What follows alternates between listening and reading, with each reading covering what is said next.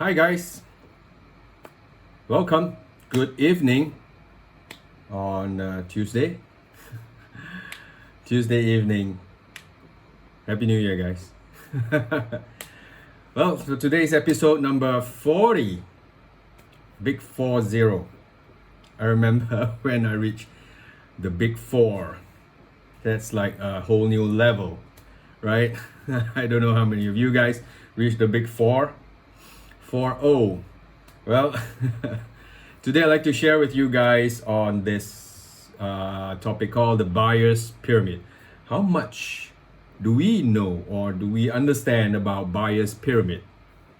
Let me show you. I'm gonna turn this camera. All right. Can you guys see? Yeah, there's a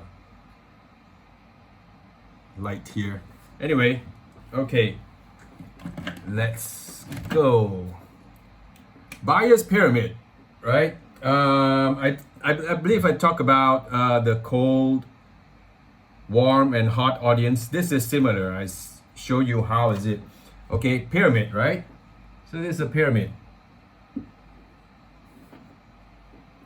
This is a buyer's pyramid.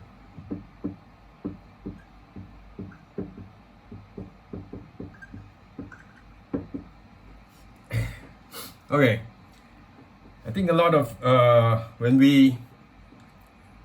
this is very crucial. This is what I along the way I got to learn.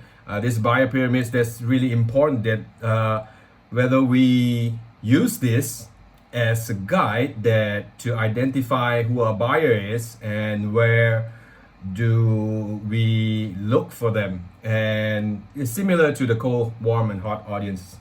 I'll show you. All right, so the first over here, this is the tip. This is the 3%.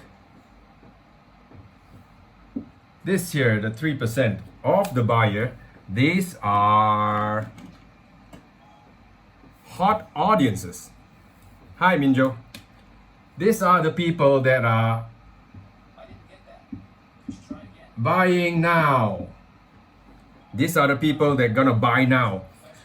They're gonna buy like your valued customer that bought from you and they're ready to buy another one, that they follow you, or those who know that you do some pre-marketing activities, you put up hoardings or anything. I mean, real estate or in any product, in any business that you want to launch your product, you put up some curiosity month or something like that to build up that momentum, that interest. Okay, so then those people are waiting for you to launch and they're gonna buy. These are the buyers that 3%. Let's say in development or in real estate, whenever a product launch, let's say there's 1,000 people in the market, they're gonna buy your product. That so this 3% of 1,000 is like I don't know, 330. Sorry about my math. So 30, is it 30? I'm not so sure. So just 3%. You understand? You get what I mean? So this 3% of people are whether your boss's friends or your friends or your staff or anything, they are ready to buy. Okay, or the followers, your fans, they are ready to buy this when you launch it, or before you launch it, they're gonna buy it. So these are the 3%. And then after that, there's another 7%. So this 7% of people are open to it. Let me write it down. Open to it. Okay. These people are open to it. These people are also ready to buy. They just have a little bit of questions. They're gonna answer. You're gonna answer them, or they just little bit info they like to know, and they're gonna buy it as well. So this is what I call. Let me see. This is what I call the hot audiences. Can you see? These are the hot audiences. And then comes to the next 30%. This 30% is not thinking about it.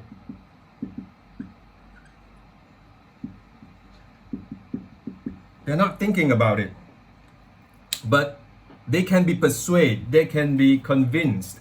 Maybe it's not right now, maybe later, 3 months down the road or 1 month down the road, or they just want to be convinced.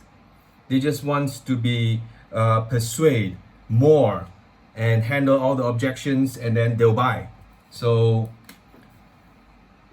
yeah, warm audiences. So these are the people that need persuasion. And then after that, there's another 30%. These are the people, they're not thinking about it, they're not interested, not thinking about it.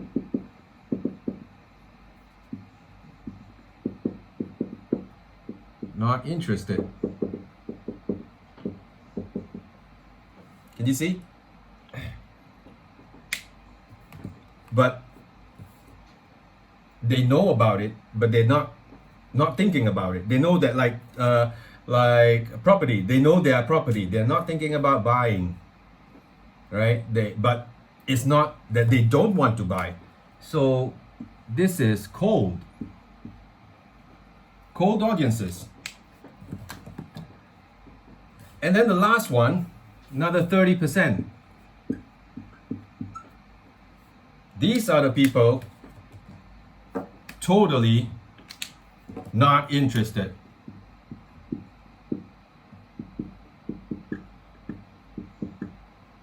Don't want. These are the people that don't like you, don't like your product. They never thought of buying. They say this is crap. They're not gonna do it. They don't like your face or don't like your company or anything. It's something like you have a steak, you sell to these people, but they are vegetarian. You get what I mean? Obviously, they don't like you if you do like that. Hey, do you want to buy this? No, I'm a vegetarian. Then they screw you up and all this. So never. So there's this, in this pyramid, like the 70% of it is the audiences that you can target. That's why previously I talked about it. I don't know which episode was that. There's a hot audiences, warm and cold. So cold is like they know about the problem, but they don't know the solution, and they don't know there's a solution. They don't know you exist or anything, right? So these are cold audiences. These are warm audiences. They know that they are the problem. They have a problem, or they looking for a solution. They looking for you, right? You just need to persuade them. You just need to convince them. I would say persuade more rather than convince, because convince is to yourself. Persuade is helping them. This is the definition that I learned. All right, and then there are hot audiences. These are people that are ready to buy. They're buying now. They're gonna buy now. You know that they're gonna buy. 7%. The next 7% they're open to it. Just need a little bit more detail, a little bit more convincing. Then they're gonna buy. So they're hot, warm, and cold audiences. So in this buyer's pyramid, I forgot who invented this. You can Google it, buyer's pyramid. So these are the ones that, how do we target each one of them? Maybe the 10% that we don't need that, because we know they're gonna buy, and we invite them to come, and just a little bit persuasion, that's all. And the warm and cold is the one, 30%, 60%. What message do we need to get to them and let them know there is a solution, there is a product that you're looking for, right?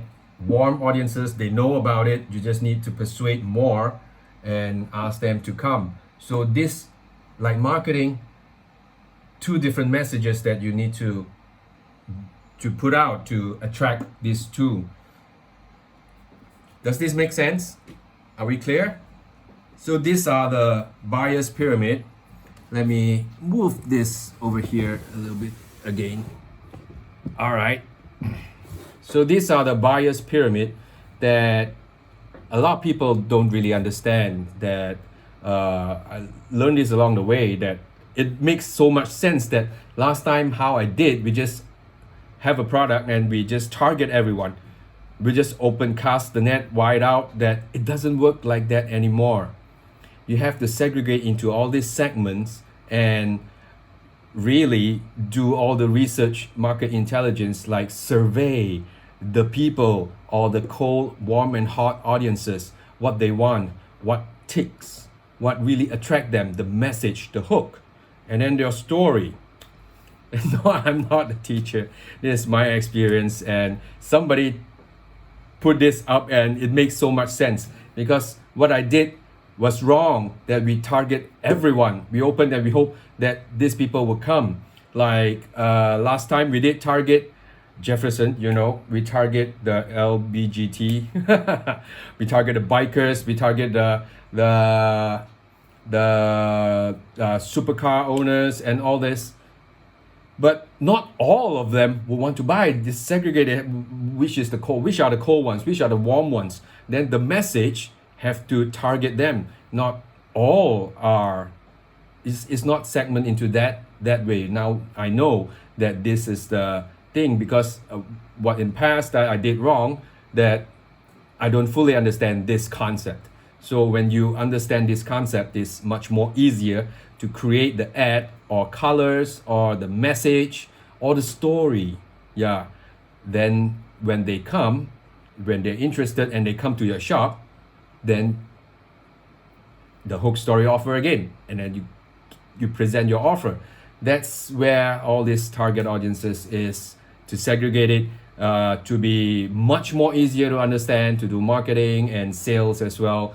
Then when they come, the training to your sales team, to yourself, it's much more easier to talk to the prospects. Which one did we attract, right? So that's today that I like to share with you guys. That's what I did previously. I struggled, and right now I really understand it, and like to share with you guys as well. So thank you very much for supporting. Thank you very much for listening. Appreciate you guys here. William Chen here, signing off. See you guys tomorrow. Bye.